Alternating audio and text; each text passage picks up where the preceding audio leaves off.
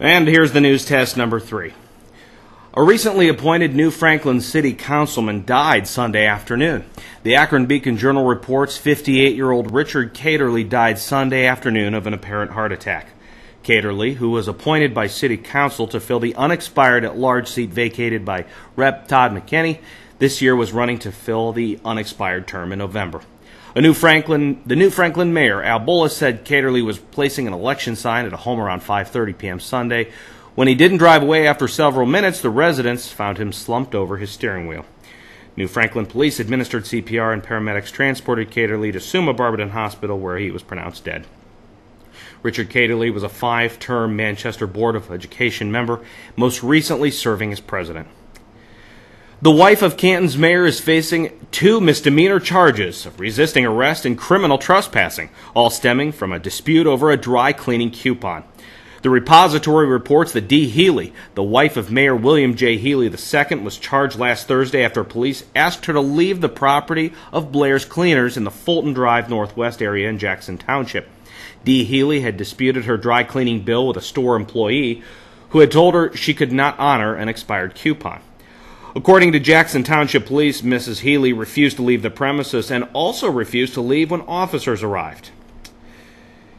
After their first weekend protest in downtown Akron, Occupy Akron, part of the nationwide Occupy Wall Street movement, will continue to plan activities and daily demonstrations at Cascade Plaza to raise awareness of the impact of corporate and financial greed on the nation's economy.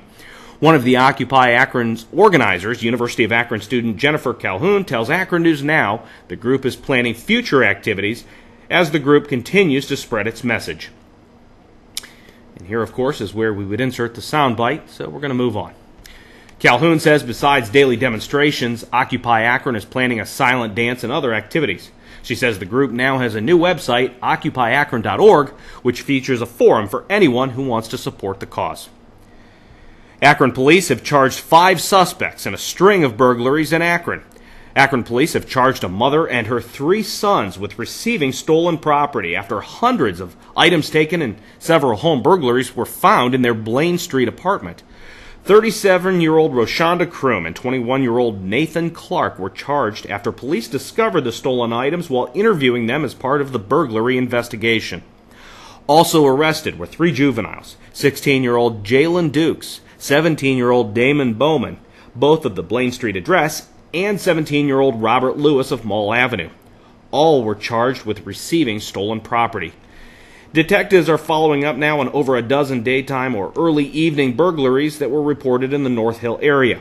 The victims reported the suspects entered a first-floor window, usually unlocked, and stole electronic game systems, jewelry, money, laptop computers, iPods, and guns. Detectives recovered a large amount of stolen items at the house of Jalen Dukes. Additional charges are expected. The University of Akron is reflecting on its massive campus-wide construction and renovation project and thinking about future projects as well. A master plan unveiled in 1999 included 20 new buildings and 18 building expansions, plus the creation of 34 new acres of green space. It sounds like there's nothing left to do, but that's not the case, according to UA Vice President for Capital Planning and Facilities Management, Ted Curtis.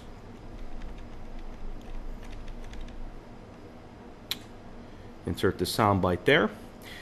Curtis says despite all of the work, there are some buildings that have not been replaced or given a facelift, namely Ayer Hall and Zook Hall. Curtis says those buildings are structurally sound, but need to be modernized or otherwise fixed up. The university is getting input from some student focus groups as well as faculty and staff members at meetings that take place on Mondays. Those sessions are also focused on impressions of the work that have already been done, and he says the feedback has been positive. Stay with AkronNewsNow.com for all your local Akron news, sports, weather, and other information right here in Akron.